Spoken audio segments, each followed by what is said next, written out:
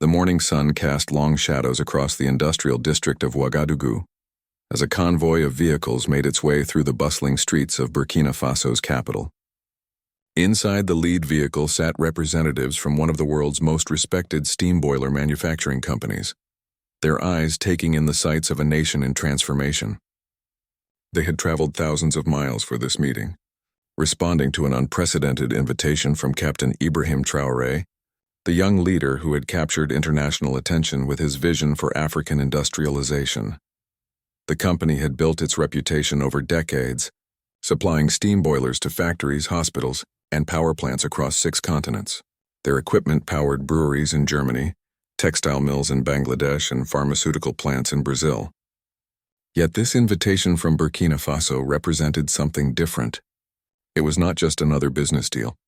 It was a statement about Africa's future, about self-reliance, and about breaking free from the chains of economic dependence that had held the continent back for generations. Traoré had made his intentions clear from the moment he took office.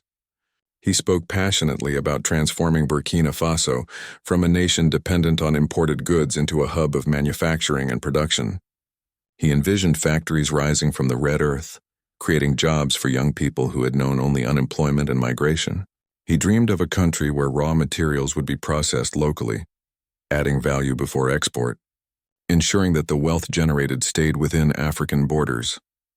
The boiler company's executives had initially been skeptical. They had heard grand promises from African leaders before, only to see projects collapse under the weight of corruption, bureaucracy, and lack of follow-through. But something about Traoré's approach was different. His government had already implemented sweeping reforms, cutting unnecessary expenses, streamlining regulations, and cracking down on the graft that had plagued previous administrations. Foreign investors who had taken the risk were reporting positive experiences, finding a government that meant business and delivered on its commitments. As the convoy approached the presidential complex, the visitors could see evidence of the changes sweeping through the nation. New construction projects dotted the skyline. Solar panels gleamed on government buildings. Young people in uniforms worked on infrastructure projects, part of a national service program that combined education with practical skills training. The energy in the air was palpable, a sense that something significant was happening in this landlocked West African nation. Ibrahim Traoré himself greeted the delegation at the entrance, a gesture that surprised the corporate executives accustomed to layers of protocol and bureaucracy. At just 34 years old, he cut a striking figure in his military fatigues, his presence commanding respect despite his youth. He shook hands firmly with each member of the delegation, looking them directly in the eyes, speaking in clear, confident French about his vision for the partnership. The meeting began in a conference room where maps and charts covered the walls, showing proposed industrial zones, energy infrastructure projects, and agricultural processing facilities. Traoré did not waste time with pleasantries. He laid out his plan with the precision of a military strategist and the passion of a revolutionary. Burkina Faso needed steam boilers, dozens of them, to power the factories he intended to build. But he wanted more than just equipment. He wanted technology transfer, training programs for local engineers, and eventually, the capacity to manufacture components locally. The executives listened intently as Traoré explained his broader economic strategy. He spoke about gold mines that would no longer export raw ore but would refine it locally. He described cotton fields that would feed domestic textile mills instead of shipping raw cotton abroad. He outlined plans for food processing plants that would transform mangoes, cashews, and other agricultural products into finished goods for export. Each of these facilities would need reliable, efficient steam boilers, and he wanted a partner who would commit to Burkina Faso's long-term success. What struck the visitors most was Traoré's grasp of technical details.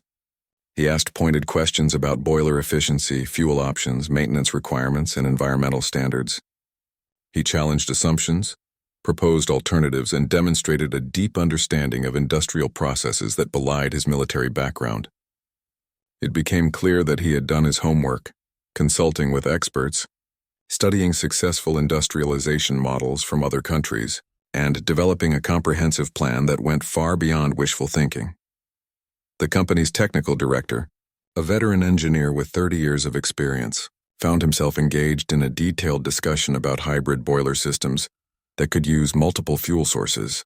Traoré was particularly interested in designs that could burn locally available biomass alongside conventional fuels, reducing dependence on imported diesel and gas.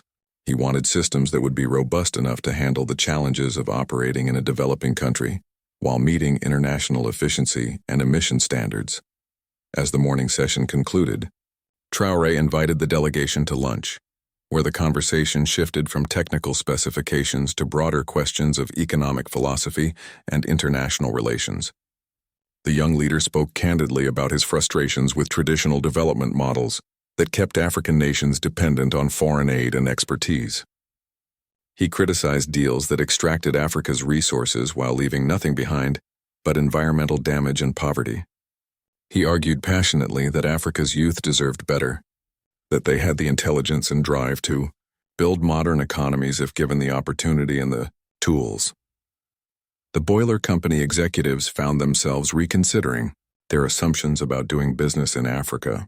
Here was a leader who spoke their language, who understood industrial processes, who had a clear plan and the political will to execute it.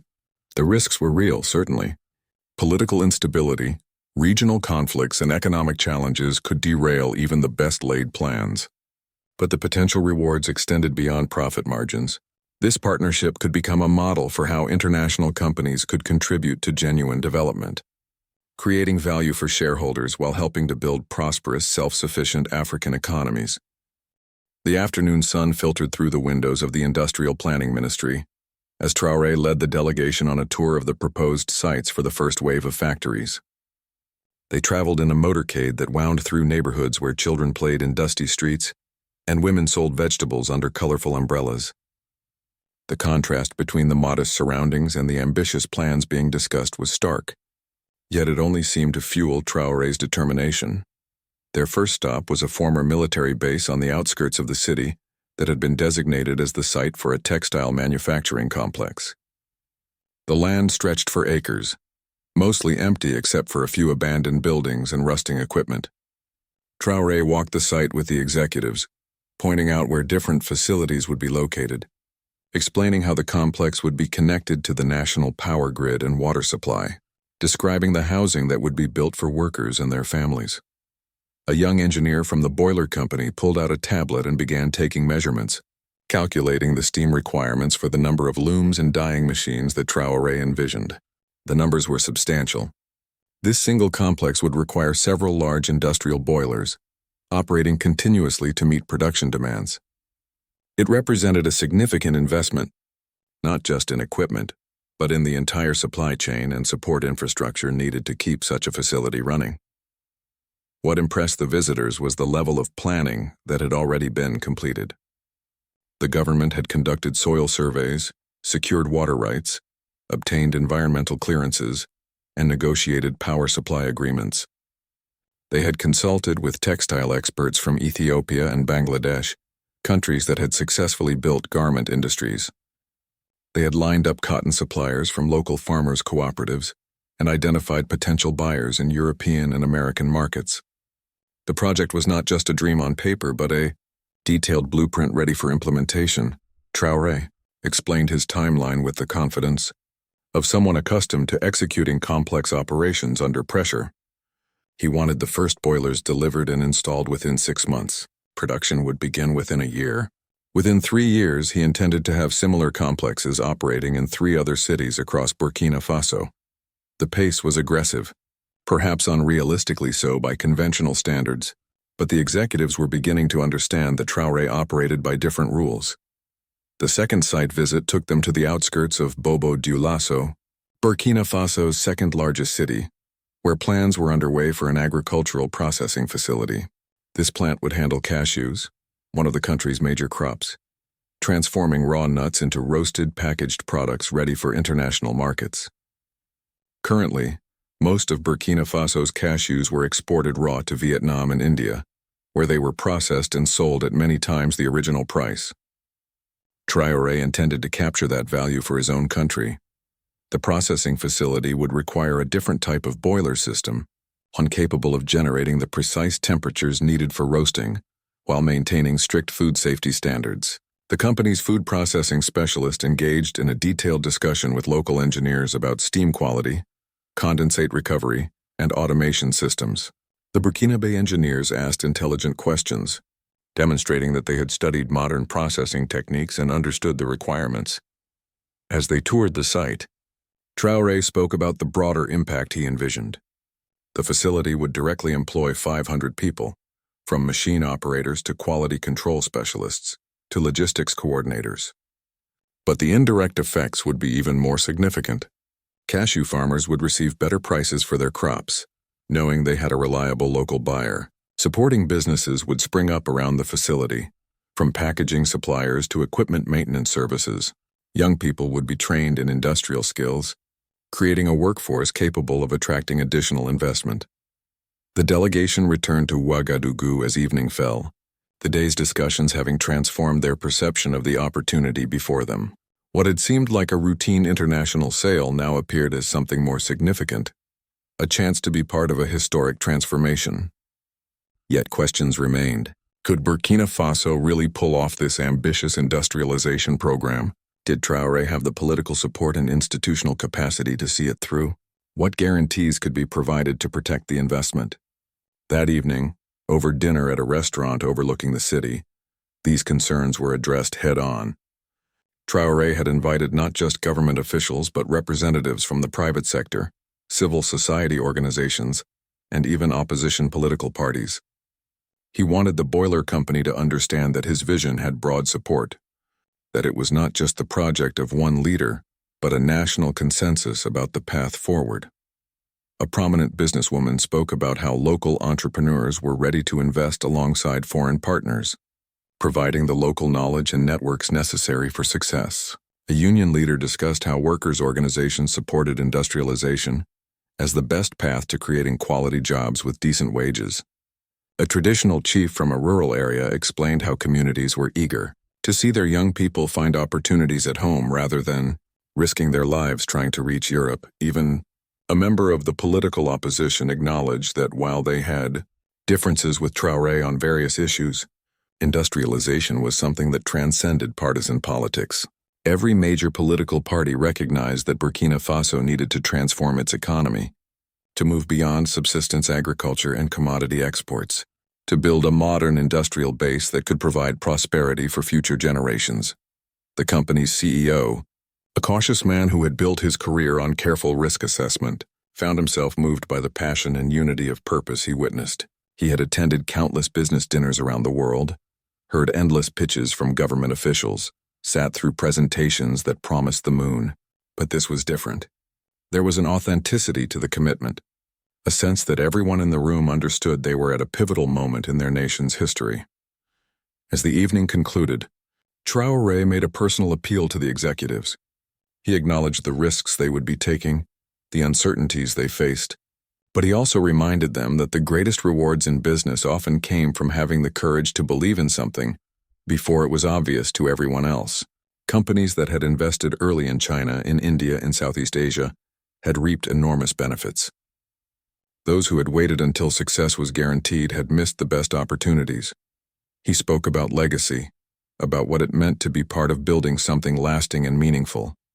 The boiler company had been in business for over a century, surviving wars, economic crises, and technological disruptions. What would define the next chapter of their story? Would they be content to simply sell equipment to established markets? Or would they have the vision to help write a new chapter in African development? The company delegation spent the next morning in intense internal discussions, weighing the pros and cons of the partnership. They gathered in their hotel conference room, laptops open, phones connecting them to headquarters back home, spreadsheets calculating potential returns and risks.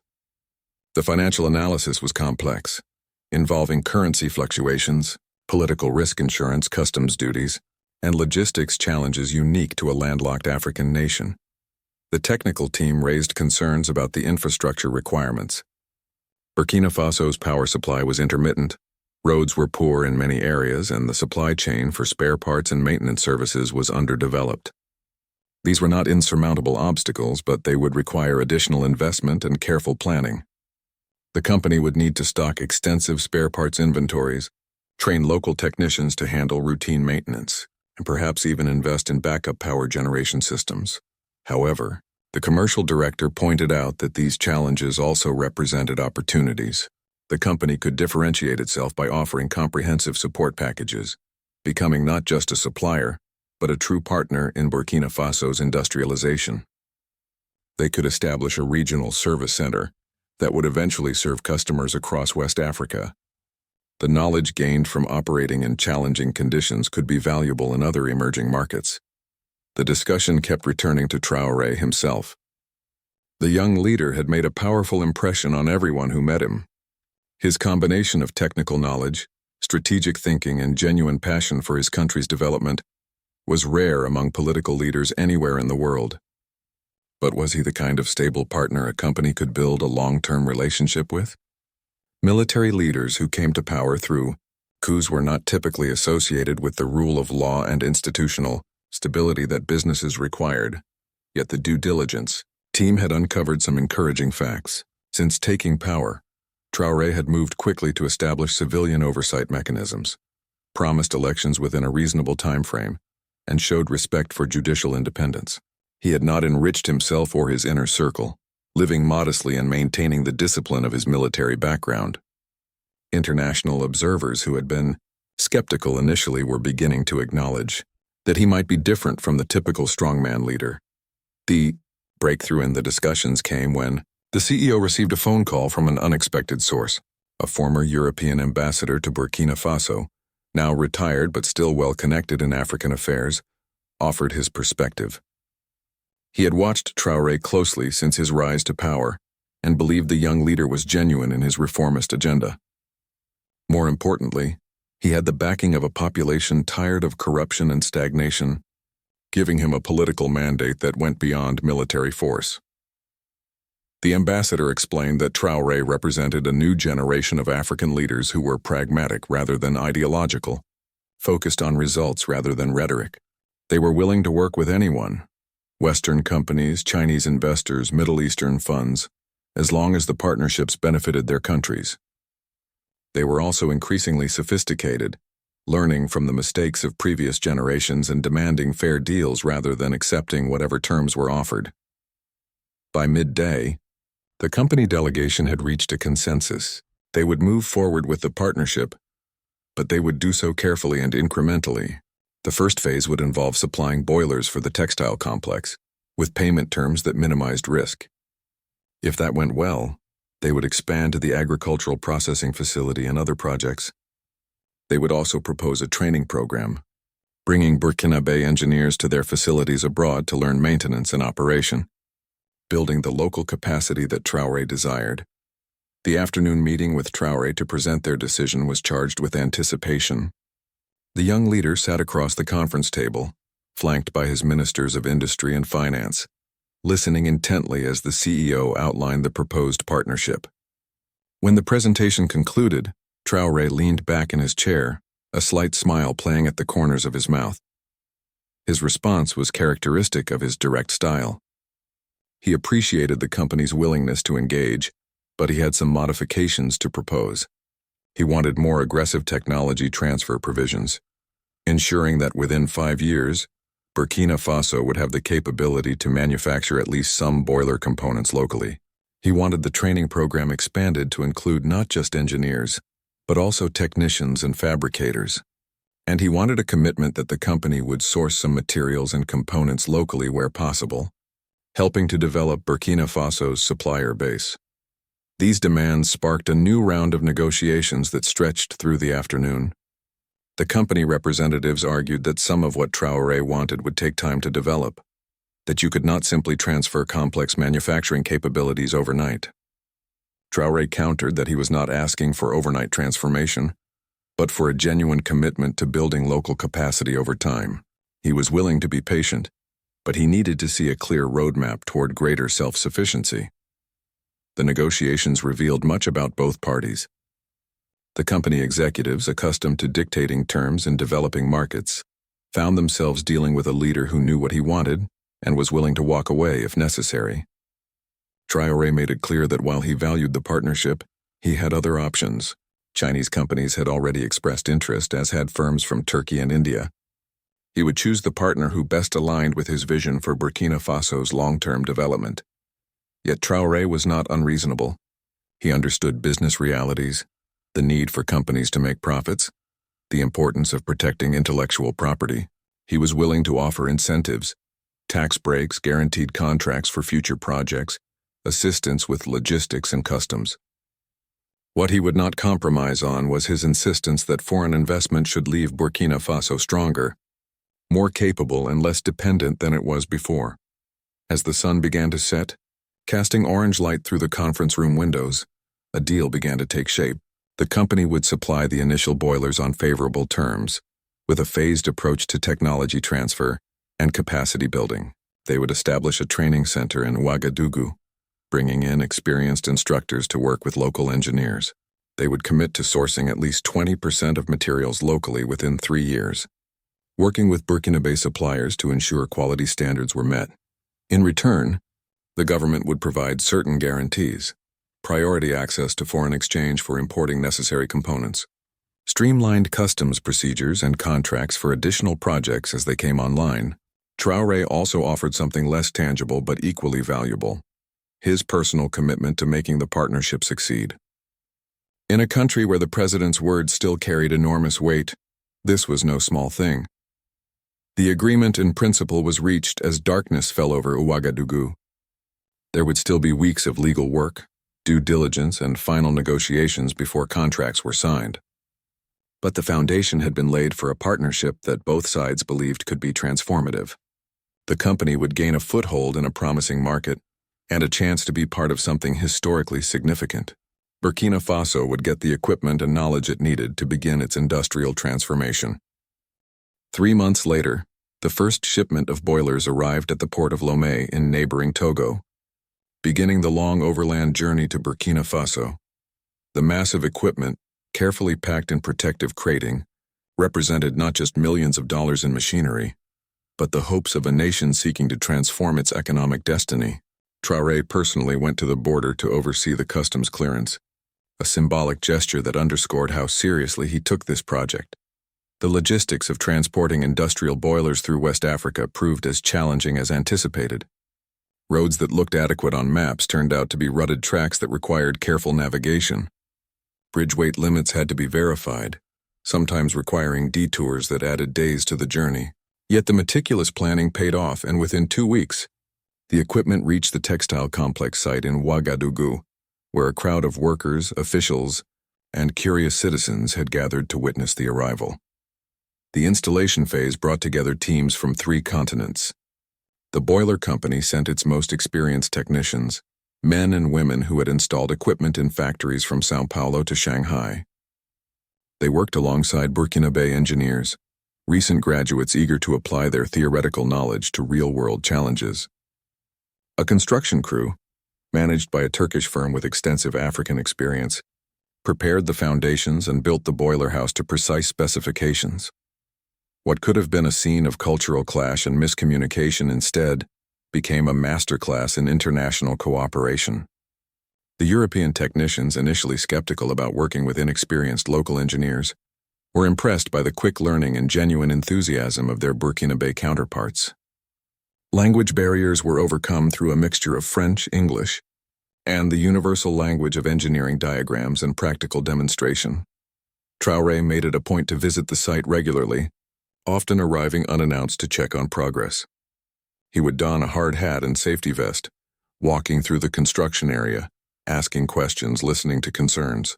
When problems arose, and they inevitably did, from delayed shipments of piping to unexpected soil conditions requiring additional foundation work, he cut through bureaucratic red tape to find solutions.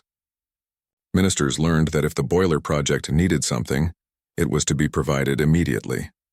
The young leader's hands-on approach had a galvanizing effect on everyone involved.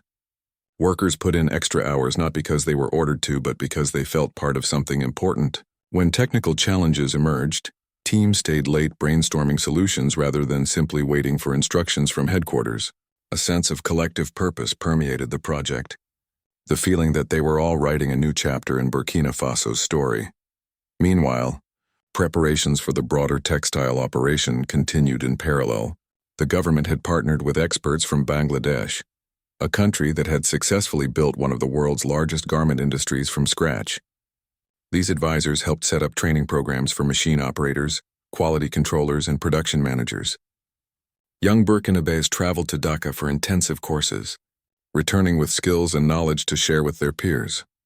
The cotton supply chain was reorganized to ensure consistent, quality raw material for the factories. Farmers received training in best practices, access to better seeds, and guaranteed prices that made cotton cultivation economically attractive. Ginning facilities were upgraded with new equipment. The entire value chain was being restructured to support the vision of an integrated textile industry that could compete internationally. As the boiler installation neared completion, the first test firing became an event of national significance. Traoré invited diplomats, business leaders, and media representatives to witness the moment when steam would first flow through the system. The tension was palpable as technicians ran through final checks, adjusted valves, and monitored pressure gauges. When the chief engineer gave the signal to fire the burners, a hush fell over the assembled crowd. The roar of the burners igniting was followed by the hiss of water turning to steam. Pressure gauges began to climb, needles moving steadily toward operating parameters. Digital displays flashed status updates as automated systems came online, monitoring temperature, pressure, flow rates, and combustion efficiency. Within minutes, steam began flowing through the distribution system, ready to power the looms and dyeing equipment that were already being installed in the adjacent factory building. A cheer erupted from the crowd, but Traoré raised his hand for silence. In his characteristic style, he used the moment not for celebration but for reflection on what had been achieved and what remained to be done. He thanked the boiler company for their partnership, praised the Burkinabé workers for their dedication, and acknowledged the international experts who had shared their knowledge. But he also reminded everyone that installing a boiler was just the first step in a long journey. The real test would come when the factory began production, when the equipment had to run reliably day after day, when Burkinabé textiles had to meet international quality standards and compete with established producers. The real measure of success would be the jobs created, the skills developed, the wealth generated and retained within the country. The boiler was essential infrastructure, but it was what they did with that infrastructure that would determine whether this bold experiment succeeded or failed.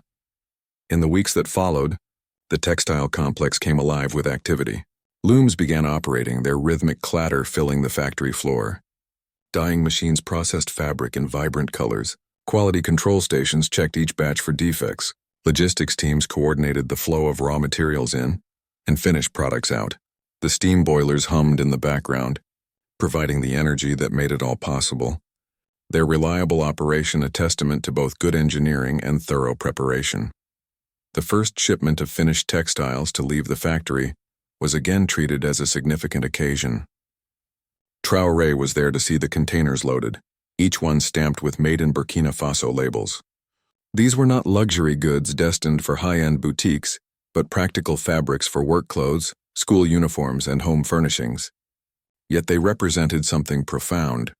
Burkina Faso was no longer just exporting raw cotton, but finished products that embodied local labor, skill, and value addition.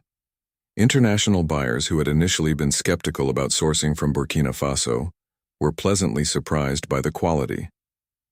The fabrics met specifications, deliveries were on time, and prices were competitive. More importantly, they could market these products with a compelling story: textiles produced in a facility powered by efficient, environmentally conscious steam technology, creating jobs in one of Africa's poorest nations, representing a model of sustainable development and fair trade. As word spread about the successful textile project, other countries began to take notice. Delegations from Mali, Niger, and Senegal visited to study the model. The African Union invited Traoré to present his industrialization strategy at a continental economic summit. Development banks that had initially viewed his plans as unrealistic began reassessing their position, seeing tangible results that defied their pessimistic projections. The success of the textile project accelerated the timeline for other industrial initiatives. The agricultural processing facility in Bobo Dioulasso, moved forward rapidly, with the second set of boilers being installed just 6 months after the first. This time, Burkinabe engineers took the lead role, with foreign technicians serving as advisors rather than primary installers. The transfer of knowledge that Traoré had insisted upon was already bearing fruit. The cashew processing plant opened to even greater fanfare than the textile factory. For decades, Burkina Faso's cashew farmers had watched their crops shipped abroad as raw nuts, only to see them return as expensive packaged products in import stores. Now they could visit a modern facility where their harvest was roasted, seasoned, and packaged for international markets. The pride was visible on the faces of farmers who attended the opening ceremony, many of them wearing their best traditional clothing for the occasion. The economic impact rippled through the region. Cashew prices paid to farmers increased by 30%, as the processing plant competed with exporters for supply and was willing to pay more for quality nuts. Young people who had been preparing to migrate to Europe found jobs as machine operators, quality inspectors, and packaging specialists. Small businesses emerged to serve the workers: food vendors, motorcycle taxi services, small shops selling consumer goods. A community was forming around the factory, transforming what had been a sleepy town into a bustling center of economic activity. But Traoré's ambitions extended beyond individual factories.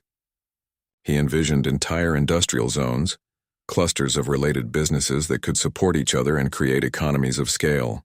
Near the textile complex, smaller firms began establishing themselves: button manufacturers, zipper suppliers, packaging producers. The boiler company's service center became a hub of expertise, not just maintaining their own equipment but gradually becoming a resource for other industrial operations.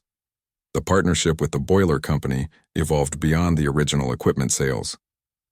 True to the agreement, they established a training center that became a model for industrial education in West Africa. Young Burkinabés learned not just to operate and maintain boilers, but understood the principles of thermodynamics, combustion chemistry, and mechanical engineering that underpinned the technology. Some of the brightest students received scholarships to study abroad at the company's headquarters, returning with advanced knowledge and international networks.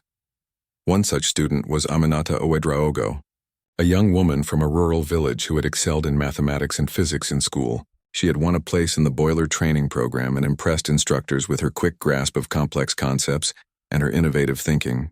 The company offered her a scholarship to study mechanical engineering in Europe, and she jumped at the opportunity. But unlike many Africans who studied abroad and never returned, Aminata had every intention of coming back to contribute to her country's transformation. Her story was not unique. Dozens of young Burkinabés were following similar paths, gaining skills and experience that they would bring home. Traoré had always emphasized that brain drain was not inevitable. It was a symptom of lack of opportunity. Create opportunities at home, he argued, and talented people would stay or return.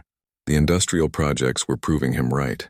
As skilled workers who had migrated abroad began coming back, attracted by meaningful work and the chance to be part of something historic. The environmental dimension of the industrialization program also received attention. Traoré was adamant that Burkina Faso would not repeat the mistakes of earlier industrial revolutions, where economic growth came at the cost of pollution and environmental degradation. The boiler systems were designed for high efficiency and low emissions. Solar panels supplemented power supplies. Water recycling systems minimized waste. The industrial zones included green spaces and were planned to integrate with surrounding communities rather than becoming isolated. Polluting enclaves, international environmental groups, often critical of industrial development in Africa, found themselves cautiously optimistic about Burkina Faso's approach. Traoré invited them to inspect facilities, welcomed their suggestions, and incorporated environmental standards that exceeded minimum requirements. He understood that sustainable development was not just an ethical imperative but a competitive advantage. Buyers in developed markets increasingly demanded products made responsibly. The geopolitical implications of Burkina Faso's success were becoming apparent. France, the former colonial power that had maintained significant influence in Francophone Africa, watched nervously as Traoré demonstrated that African nations could chart their own course. His success threatened the narrative that Africa needed European guidance and support to develop. Other African leaders, seeing what was possible, began questioning the economic arrangements that kept them dependent on former colonial masters. Traoré walked a careful diplomatic line, maintaining relationships with Western countries while refusing to be limited by them. He welcomed Chinese investment, but on terms that ensured Burkina Faso's interests were protected. He accepted aid when it came without strings, but rejected programs that perpetuated dependency. His message was consistent. Burkina Faso wanted partners, not patrons. Trade, not aid. Respect, not paternalism. The Boiler Company found itself at the center of this shifting landscape. Their decision to partner with Traoré, initially seen as a risky bet on an unknown leader, was increasingly viewed as prescient. They were now established in a market that other companies were scrambling to enter. Their reputation in Africa grew as word spread about their commitment to technology transfer and capacity building. What had been a single project in Burkina Faso was opening doors across the continent. Within Burkina Faso, the narrative of what was possible was changing. The defeatism that had characterized previous generations, the sense that poverty and underdevelopment were somehow inevitable, was giving way to confidence and ambition. Young people saw engineers and factory managers as role models, not just musicians and football players. Education became valued not as a ticket to migration, but as a path to contributing to national development. Yet challenges remained, and Traoré was honest about them.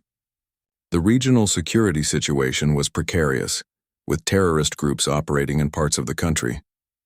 Infrastructure beyond the main cities was still inadequate. The education system needed continued reform to produce the skilled workforce that industrialization required. Access to capital remained difficult, with local banks conservative and international lenders still skeptical. The answer to these challenges, Traoré insisted, was more development, not less. Economic growth would generate tax revenues to fund security operations and infrastructure improvements. Success would attract additional investment, creating a virtuous cycle. Each factory that opened, each job created, each success story like Aminata's, strengthened the foundation for continued progress. The partnership with the Boiler Company had become a symbol of what was possible when African agency met international expertise, when business logic aligned with development goals, when short-term profits took a backseat to long-term value creation. It was not perfect, disagreements arose, challenges emerged, compromises were necessary. But the fundamental commitment on both sides to making it work, to viewing the partnership as more than a transaction, made the difference. 2 years after that first meeting in Ouagadougou, the transformation of Burkina Faso's industrial landscape was undeniable. What had begun with a single textile factory and a bold vision had expanded into a network of manufacturing facilities across the country. The original steam boilers that had seemed like such a gamble were now just the first of dozens installed in factories producing everything from processed foods to construction materials. The economic statistics told part of the story. Manufacturing's contribution to GDP had doubled. Unemployment among youth had dropped significantly. Exports of processed goods had increased tenfold, shifting Burkina Faso's trade balance in a positive direction. Tax revenues were up, allowing increased spending on education, healthcare, and infrastructure. But numbers alone could not capture the psychological shift, the sense of possibility that had taken root in Burkinabe society. Aminata Ouedraogo returned from her studies abroad with a master's degree in mechanical engineering and immediately joined the National Boiler Manufacturing Initiative. Traoré's vision of local production capacity was becoming reality, with a facility being built to manufacture boiler components using both imported and locally made parts. Aminata was part of the engineering team designing systems adapted to African conditions, robust equipment that could handle power fluctuations, operate in high temperatures, and be maintained with locally available resources. The Boiler Company's role had evolved from supplier to strategic partner. Their CEO, who had been cautious about the initial engagement, was now a vocal advocate for investing in African industrialization. He spoke at industry conferences about the Burkina Faso model, arguing that companies willing to take calculated risks and commit to genuine partnerships could tap into enormous growth potential while contributing to global development. The training center had become a continental resource, attracting students from across West Africa. Countries like Mali, Senegal, and Côte d'Ivoire were sending their engineers to learn from the Burkinabe experience. The knowledge transfer that Traoré had insisted upon was creating regional benefits, establishing Burkina Faso as a hub of industrial expertise. The irony was not lost on observers. A country that had been among Africa's poorest was now teaching others how to industrialize. International recognition followed. The African Development Bank featured Burkina Faso as a case study in successful industrialization. The World Bank, which had initially dismissed Traoré's plans as unrealistic, published reports analyzing what had made the approach work. Economic journals ran articles examining the policy innovations. The combination of strategic state intervention, openness to foreign partnership, and focus on building local capacity that had produced results where conventional approaches had failed. Yet Traoré remained grounded, aware that success could be fragile. He knew that political stability was essential for continued progress, that security challenges still threatened parts of the country, that regional instability could spill across borders. He moved forward with promised political reforms, preparing for elections that would determine whether his vision would outlast his leadership. He worked to build institutions that could sustain the development momentum, regardless of who held power. The original textile factory had become a landmark, a place where school groups came on field trips to see industrialization in action. The massive steam boilers, still humming reliably after 2 years of continuous operation, were viewed with something approaching reverence. Workers who had been there from the beginning spoke proudly of their role in launching Burkina Faso's industrial revolution. They trained newcomers, passed on knowledge, maintained standards of excellence that had become a source of national pride. The agricultural processing facilities had transformed entire regions. The cashew plant in Bobo Dioulasso now had competitors, other entrepreneurs seeing the success in establishing their own processing operations. The competition drove innovation, improved quality, and pushed everyone to operate more efficiently. Farmers benefited from multiple buyers competing for their crops. The entire value chain had been strengthened, from cultivation to final sale in international markets. New sectors were emerging beyond the initial focus on textiles and food processing. A pharmaceutical plant was being planned, aiming to produce generic medicines for the African market. A cement factory was under construction, using local limestone deposits to reduce dependence on imports. Each project followed the established pattern: partnership with international expertise, investment in local capacity, use of efficient steam technology provided by the boiler company, focus on creating quality jobs and transferring knowledge. The environmental benefits of the approach were becoming measurable. By processing raw materials locally rather than shipping them abroad for processing and then importing finished goods, Burkina Faso was reducing carbon emissions from transportation. The efficient boiler systems consumed less fuel than older technologies. Solar power integration reduced reliance on diesel generators. The industrial zones were proving that economic development and environmental responsibility could coexist. Ibrahim Traoré's personal story had become intertwined with his country's transformation. The young military leader who had taken power promising change had delivered results that exceeded even optimistic projections. His discipline, focus on execution, and refusal to accept conventional limitations had proven contagious.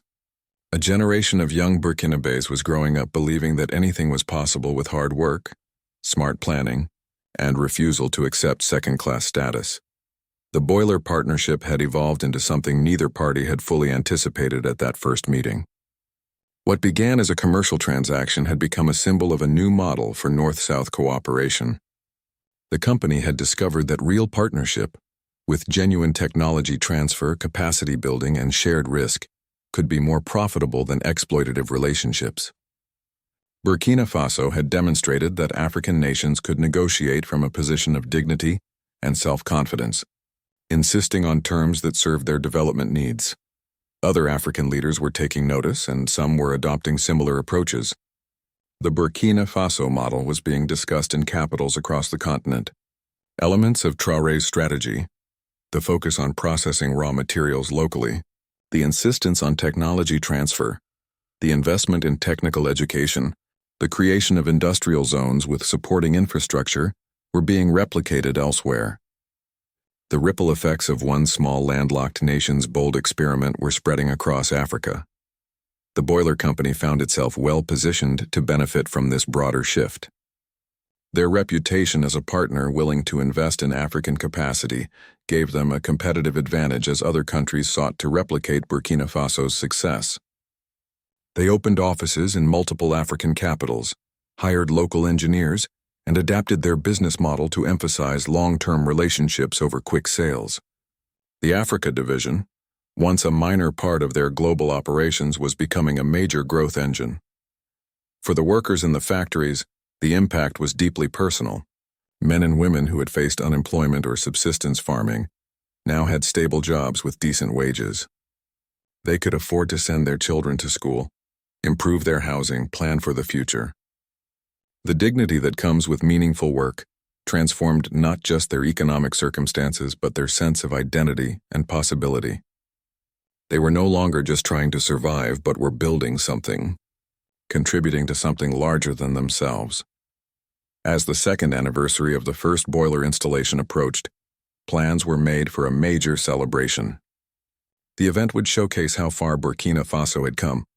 Tours of the factories, exhibitions of locally made products, presentations on the economic and social impacts. International guests would be invited to see the results for themselves, to understand that African industrialization was not just a dream, but an achievable reality. Traoré prepared a speech for the occasion, reflecting on the journey and looking toward the future.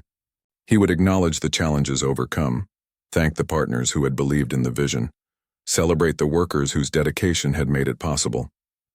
But he would also emphasize that this was just the beginning, that Burkina Faso's transformation was part of a larger African renaissance, that the 21st century could be Africa's century if the continent seized the opportunity. The story of the global leader in steam boilers partnering with Burkina Faso had become more than a business case study.